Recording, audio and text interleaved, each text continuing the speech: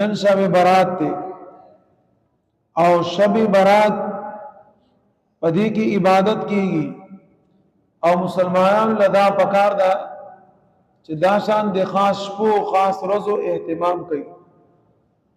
هر وخت یو مسلمان لدی الله پاک عبادت پکار دی، لیکن په خاص شپو کې ډیر زیات پکار دی. نو نن چې څومره تاسو دی وس نه کیږي چې سبا تاسو ورځ او مزدوری په متاثر کیږي نه، هغه حساب سره خپل عبادت وکړه. عبادت کې تموزم کولای شي، ذکر اذکار کې هغه کولای شي، چې څومره نیک اعمال لیا کولای شي او جدا جدا وکوي. انفرادي طور باندې اجتماعي طور باندې عبادت بنا کوي.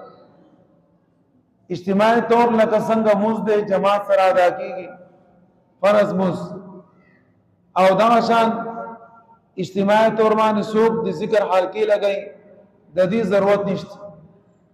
یا دا شان یو سره د صلات او تسبیح جماعت کراوي د دې ضرورت نشته. صلات او تسبیح وکړي لیکن جدا جدا، ولې چې دا هغه شان عبادت پدې کې نشته لکه څنګه چې رسول الله صلی الله علیه وسلم موږ ته خولې ده.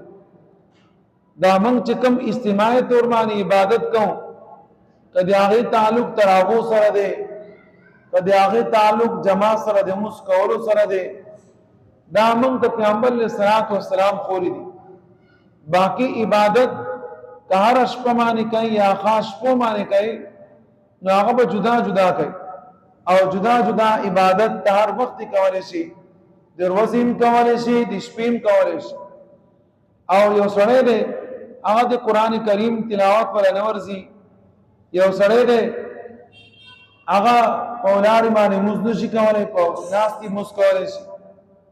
چارله غواړي چې ذکر اذکار کوم، سبحان الله، الحمدلله، لا اله الا الله والله اکبر، دا ذکر دی کوي. دا شان سلام قولا من رب الرحیم دی وای، لا اله الا انت سبحانك انی كنت من الظالمین، دا دعاګانې دی وای. دا شان استغفر الله ربي من كل ذنب واتوب الیه، دا دی وای. او یو سړی دی کاغه پدی کې یو هم نشي ویلې او ګرانه ورتا، نو الله الله الله الله الله الله الله دا ویل شي. او دا ویل پکار دي چې دا شپه تاسو په عبادت کې شمار شي. شب برات په دې شپې باندې فرشتو ته یو نوې لیست حواله شي چې آینده کاله پورې دا خلق با دې دنیا نزي او د دې خلقو به دا حساب کتابي دا لیست حواله کی.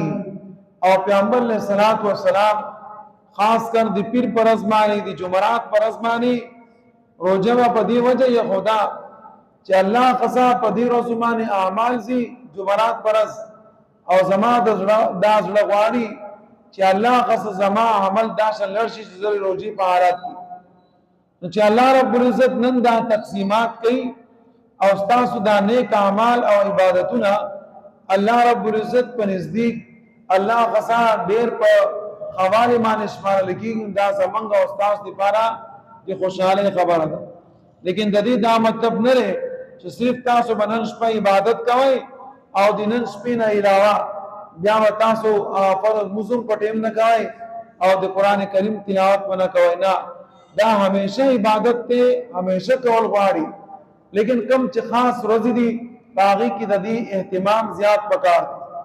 باقی دا نه علاوه شعبان دا میاشت نه، دا د رمضان دی میاشت تیارې دی پاره ده. شعبان په دې میاشت کې تاسو بداسن تیارې کوئ د عبادت په اعتبار سره، د خپل جسامت په اعتبار سره، د خپل صحت په اعتبار سره، چې روزه کې روزي په دې میاشت کې روزه نسل تاسو لپاره آسان نه او تاسو ته تکلیف نه راځي. خپل جسم رستاس د کورونو ضرورت دي، هغه ضرورت شعبان په دې میاشت کې پورا کړئ. کم چې تاسو کپڑے آئے بازارونو ته ځئ هغه چې په دې میاشت کې پورا کړئ.